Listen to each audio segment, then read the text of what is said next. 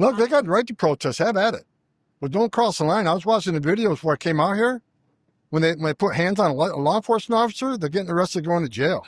They have a right to protest, but don't cross the line. If people would just look at the data, the way it reads, that what ICE is doing, the vast majority of public safety trusts, I know some of you here say that's not true because they're not criminals, cannot convict you there. If we arrest somebody in the county jail or state prison that has a criminal conviction, well, it's not, a DUI. I read one report says, well, a lot of these are DUIs. That's really not a crime. Really? 12,000 people a year die from DUIs. I consider that a significant public safety threat. But then they say, well, some of these aren't convicted. Well, we arrest them in the county jail. They're in jail, locked in a jail cell because they're arrested for a crime. We consider those convicted and those pending criminal charges criminals. But you got a lot of the media saying, well, most of the people in ICE detention aren't a criminal. Wrong. I looked at the data this morning. More than half are criminals. And as far as what we're arresting, it hovers around 64 to 70% are criminals. And who are the others? 30%, which the media ignores. A lot of them are national security threats.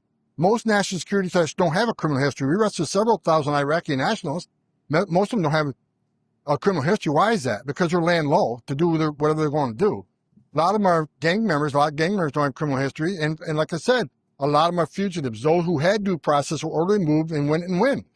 Yeah, we're arresting them. But where do most non-fugitive, non-criminals, non-public safety threat, non-national security threats, where do most of them get arrested? Sanctuary cities. Because rather than giving us the bad guy in the safety and security of a jail, they release them in the community. We go in the community and find them. When we find them, many times they're with others. Others in the United States illegally. Well, guess what? They're going to get arrested too. They're in the country legally. It's not okay to be in the country legally. It's not okay to enter the country legally. It's a crime. And the message we're not going to send, come here illegally, just don't commit another crime and you're safe.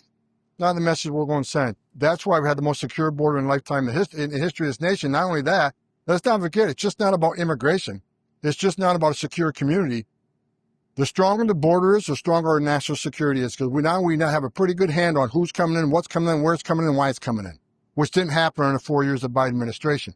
2.1 million gotaways, biggest national security vulnerability this country's ever seen. So.